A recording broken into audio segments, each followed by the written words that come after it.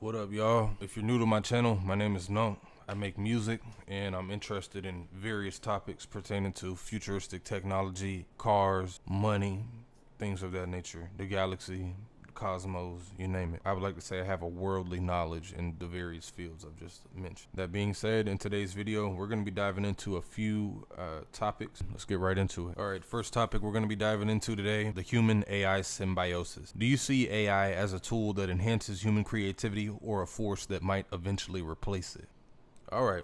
I got some input on this one. All right. So in its current point in time, I would say AI is a useful tool if used correctly. Speeds up the creative process for, creative people, artistic people. It speeds up the process. So like if you were an artist and you like to make paintings, a painting might take you days, weeks, or even months, Whereas with the help of AI, you give it a few minutes and almost exactly what you imagined will appear on that digital display of yours. So that's pretty cool. But I do think that the future is where things get a little more concerning because it's like a use it or lose it type of deal. I feel like if you integrate AI too much into your workflow, then eventually you lose the very skills that are necessary for your workflow to work. Like, could you do it without the AI, right? So if you become so deeply integrated with the AI, you become dependent on it. It's like a drug. So to answer that question, long story short, the human AI symbiosis, do you see AI as a tool that enhances human creativity or a force that might eventually replace it?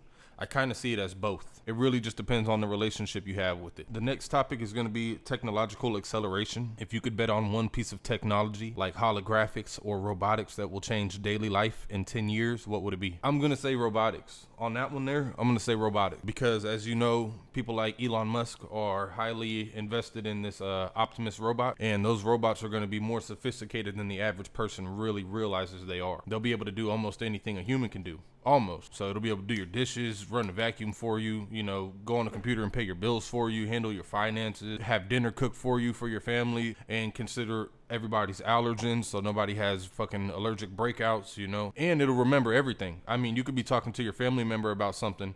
The next day y'all have a disagreement, and that AI remembered the whole shit. So it's bringing out the facts. So everything changes when you introduce an AI robot into your household. Everything changes. So for me personally, I'm going to say that robotics is probably going to be what has the bigger impact in day-to-day life within the next decade or so. Probably even sooner than that. But by the next decade, life will be a lot different due to robotics, I would say. The future of work. How do you see logistics changing once autonomous tech and AI fully take over? That's an interesting question. I think, not to be a fearmonger here, but if your work is heavily dependent on a computer, I do think that the future of your career, I would say, it's in jeopardy. If a majority of your workflow is taking place behind a screen and a keyboard and anything computer related, AI will be able to do it if it's not already able to do it. A lot of companies are already transitioning over to firing their human employees and onboarding AI agents to take their place. AI doesn't get tired. AI doesn't need breaks. AI doesn't take holidays. AI doesn't get paid. AI doesn't eat. It doesn't take lunch breaks, man. It doesn't need nothing. It just does the work and doesn't complain. From a business standpoint, I suppose you could understand why AI would be beneficial. I would predict that within the next decade or so, a majority of the people who are in that kind of work will have been phased out and looking for a new type of work. That, or if by some miracle they're able to figure out this standardized income, basically like a government check every week for people to live off of. If that works, cool. If not, it probably won't work because you get used to the kind of money you make. So let's say you're making $500 a week right now. If in the future you get a check for $1,000 a week, basically it might be cool when it first comes, but the second that month 2, month 3 rolls around, you've already adjusted to that new income. So you've already sized up your house. You've already got the nicer car with the higher car payment, more car insurance, whatever. You went and upgraded your phone bill costs more. Before you know it, you're living paycheck to paycheck on the government money. So what really changed aside from the few materialistic things you use on a day-to-day, being of higher quality? And now you don't have a job that grounds your identity, because a lot of us identify ourselves around our choice of job, right? Okay, so the next topic is going to be digital reality. How do you feel about the transition from physical media to a purely digital holographic future? Shit. I'm not really happy about that one, to be honest with you, because like I said, it's like a use it or lose it type of thing. Art was exclusive to humans, and that's something that made us what we are. We're artistic. We make film, we make music, You go into the movie theater and you know that hundreds, if not thousands of people put work into producing this one movie and making it the experience that you just experienced. Whereas within the next decade or so, you go to a movie theater and it might be completely AI generated. And even if the movie's good, it won't feel the same, you know? It won't feel the same. There's like certain innuendos that only a human understands, and AI can try to replicate it, but it won't be the same. And overall, I would say I'm not looking forward to when everything media related becomes AI slop. Everything is going to be AI generated. Ethics of innovation. What keeps you up at night when you think about the rapid development of artificial intelligence? The fear of becoming obsolete, I would say. So it's like a double-ended sword. You know, on one hand, I'm the kind of guy who's like a problem solver, right? And I pride myself on that. But I find myself, if I run into a challenge that I'm not fully equipped to tackle on my own, I'll turn to AI and it usually has an answer, which is concerning. I tackle a problem and I use AI as a tool while knowing in real time that using that AI as a tool is weakening my problem solving skills. So eventually, what am I without the AI? Just like I said in the last topic. So yeah, that keeps me up at night, becoming obsolete and then struggling to find meaning in life, struggling to find purpose in life because everything is already done for you by AI. You know, we wake up in the morning and we think about, what do we want to do today? What needs to be done? How could we be beneficial to society, to ourselves, to the people we love? If AI and robots come in and do everything that you would have done for the day, what are you going to do for the day? Would you be fulfilled at the end of the day if everything that you were going to do was already done by your AI robot and now he's sitting in a chair charging because he knocked it all out already? You wake up with not shit to do. The next 50 years, if you could spend 1 hour in the year 2076, what is the first thing you would look at to see if society made it? I suppose I would look around and see what physical condition the populace is in. Is everybody in good health? Overall, is everybody happy? That's a big one. Fulfillment in life. Does everyone feel fulfilled? Does everyone have a home to sleep in at night? Is there no homeless people? You know, no one's starving at night. Are all basic human rights met? If all basic human rights were met, everyone got to eat and drink. Everyone had a home to live in. Everyone was generally happy. Everyone was in good health, good standing, no physical ailments.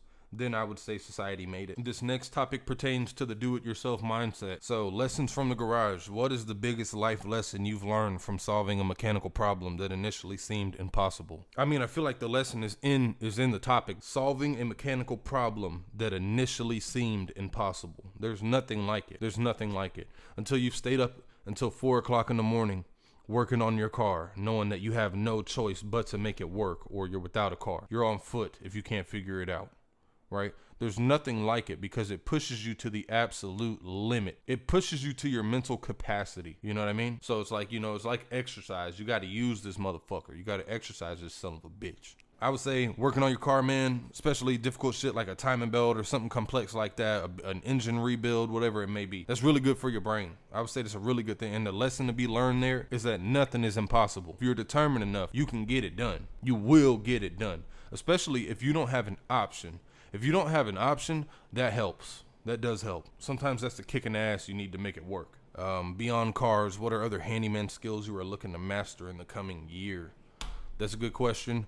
I would say I want to be more capable in all realms of human endeavor. So any avenue. I want to be more capable, more competent in every aspect of my life. This next one has to do with science, the cosmos, and human behavior. The cosmic perspective. How does thinking about the scale of galaxies and black holes make your daily problems feel different? I learned this lesson long ago. When you put a lot of mental energy into trying to make sense of the scale of the universe, it makes all your problems, hell, it makes your whole life, it makes you feel small. So we get caught up on all this shit day to day that we think is the end of the fucking world when really, bro, it's nothing. I think the lesson here is don't get so worked up over little shit, man, because it's all little shit. All of it. It's all little shit. Whatever you think you're going through, it's little, dog. It's little. You'll get through it. So I would say that's how thinking about the scale of galaxies and black holes makes my daily problems feel different. The why behind human behavior. Why are you so interested in human psychology? What are you trying to decode about how people act? It's a good fucking question right there. That's a good fucking question. But I don't think I'm so unique in that aspect. I think we all kind of do it, even subconsciously. We all kind of do it. We all try to figure out why people are the way they are. Humans do some pretty fucking incredible shit. We built skyscrapers. Elon Musk is building fucking rocket ships that are supposed to take us to the next planet over in the solar system. We do some pretty incredible shit, bro. And so I just want to figure out what makes us us, What makes us human? How can I be more human? You know what I mean? That sounds crazy. I'm cutting that out. I gotta cut that out. That sounds crazy. Space exploration. If humanity became a multi-planetary species in your lifetime, would you ever consider being a space courier? Man, fuck yeah, man. I'd do that shit, bro. Fly around in a spaceship and deliver shit to motherfuckers. I'd do that shit, bro. Do you think we are just waiting for a signal, or is the universe just far too vast for us to ever actually connect? That's a really good question, man. That's a really good question.